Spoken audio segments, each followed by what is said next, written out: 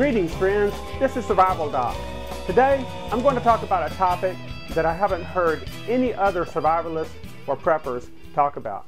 I'm not going to talk about putting away something urgent like water and food and first aid supplies and silver and gold. Those things are extremely important and you should take care of those things first. But this is another item that survivalists should put away once they've taken care of all the basics. Or in other words, the items that I'm talking about today are for the survivalist who already has everything. In his prophetic book, 1984, written by George Orwell, the main character in there is Winston Smith. He works for the government in the Ministry of Truth. And just like today, anything that the government says is you can pretty much believe the opposite of it. To give you an example, they come out with the Patriot Act. They call it the Patriot Act when it's actually the exact opposite of being patriotic. And likewise with the Ministry of Truth in 1984, their job was to really lie and falsify information. Now, Winston Smith, one of his jobs was to go through old documents and update them to be more in line with what the government wanted the people to think. He would actually go through newspapers. He'd cut out sections of the newspaper that the government found inconvenient, and he would put them in a slot where they would be incinerated. And that slot was called the memory hole. Well, today we also have a memory hole. However, technology has drastically increased since this book was written in the 40s. And now we have the internet. And the internet, of course, makes it extremely easy for items to fall into the memory hole. For example, online encyclopedias like Wikipedia, they edit these encyclopedias every single day. To just give you an example of what can happen, look in the dictionary. Look in an old dictionary like this one here. All right, if you look up the word inflation,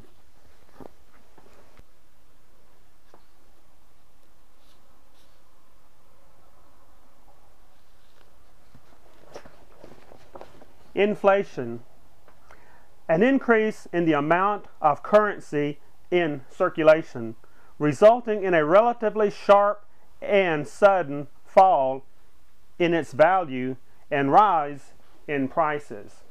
All right, this is the true definition of inflation. What does it say? It says inflation is an increase in the amount of currency, resulting in a rise in prices. If you look in the modern dictionary today, you are likely to find the definition of inflation as simply a rise in prices. And of course what this does is this obscures the true cause of inflation, which is an increase in the money supply. And of course that the true definition of inflation sheds light on who the culprit is when it comes to inflation, and that is the government. Well, since this is inconvenient for the government, this definition is destined to fall into the memory hole. And now in modern economics, they're using the definition of a rise in prices. And when they define inflation as a rise in prices, no one realizes, or at least the average person doesn't realize what caused the rise in prices, which is the government. So instead, the government can blame greedy unions or greedy merchants. You know, these merchants out there need to be controlled by the government because they're greedy, because they're raising their prices so high. No. The cause of inflation is the government. But this is just one example of what I'm talking about when I talk about the memory hole.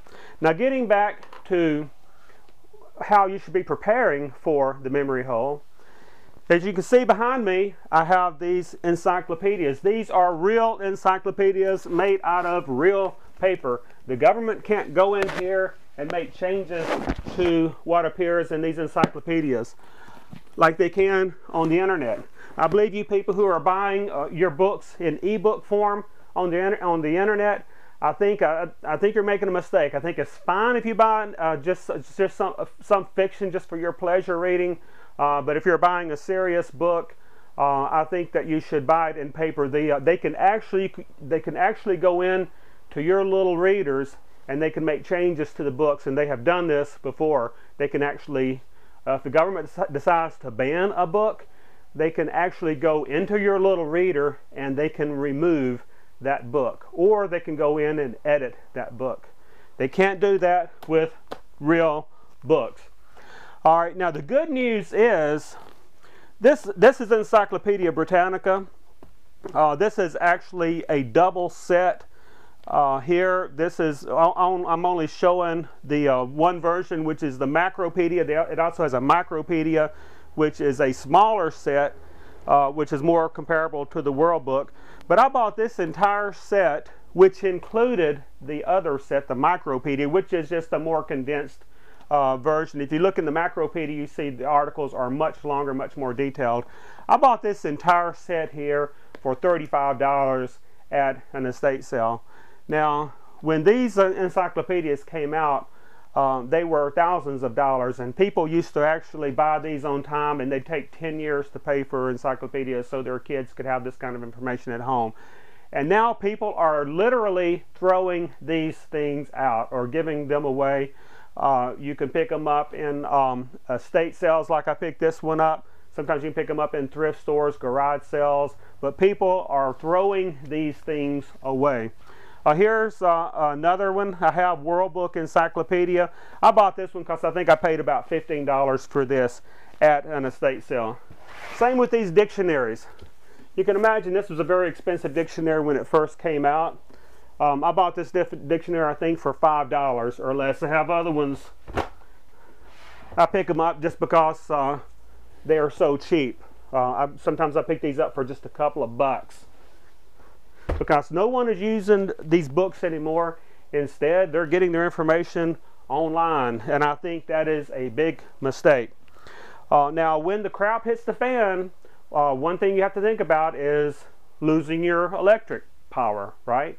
Well, is your computer going to work? Is your cable connection or your online connection, is it going to work when the electricity goes out? What if we have an EMP or sunspot activity which knocks out our electric power? They're predicting that it could happen, and it could knock out our electric power literally for years. All right, if you're relying on electronic devices or the internet for your information, you're not going to have this information. So one reason to put this stuff aside is just to have it put aside so if there's a power failure. But the other way is so that you can trap things that otherwise are going to fall into the memory hole. And our government is moving more and more toward censoring books, and also going back. If you look at the textbooks, I look at a textbook that our kids have in school today compared to the textbook, similar textbook that I had when I was a child, and it is astonishing. We were taught that the Constitution and the Bill of Rights was important, and that's what made this a great nation, which was the truth, of course. Now in the textbooks they're giving kids, they call the Constitution an outdated document, or a living document which should be changed to fit the current times. And of course that's all government propaganda to enslave us. Other books, I just have a few other books that I have here. Rothbard's books, good to put away, on Austrian economics. Murray Rothbard, Case Against the Fed's a good book. Hayek, The Road to Serfdom. Here's another Rothbard book. I think it's very important to put Ron Paul's books aside.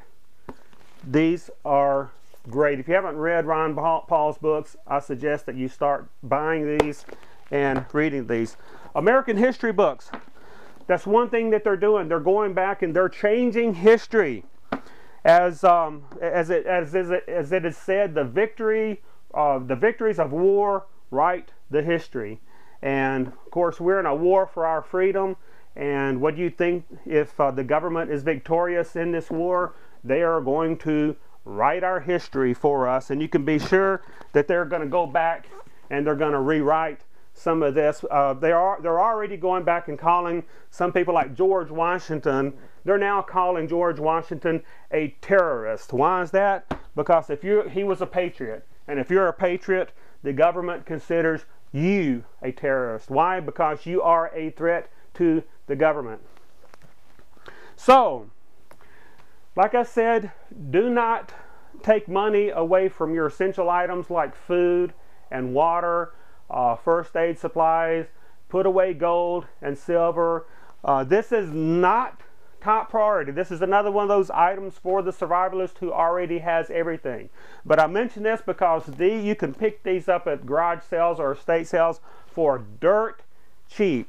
Books also actually provide good insulation. You can put them against an outside wall and they actually help to keep the cold out. Now I don't recommend you store them in a damp basement, of course, because in a damp basement they will get moldy. I have these up right now up in the attic. I'm in the attic of my house right now because up here it stays nice and dry. So be on the lookout, think about these things, and don't fall into the memory hole. This is Survival Doc, reminding you, be prepared or be prepared to be fleeced.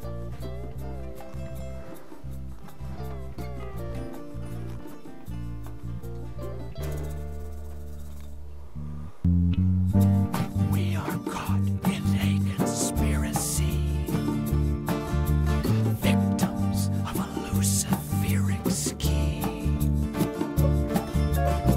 Can't talk about it, no talk against it, no telling who's the enemy.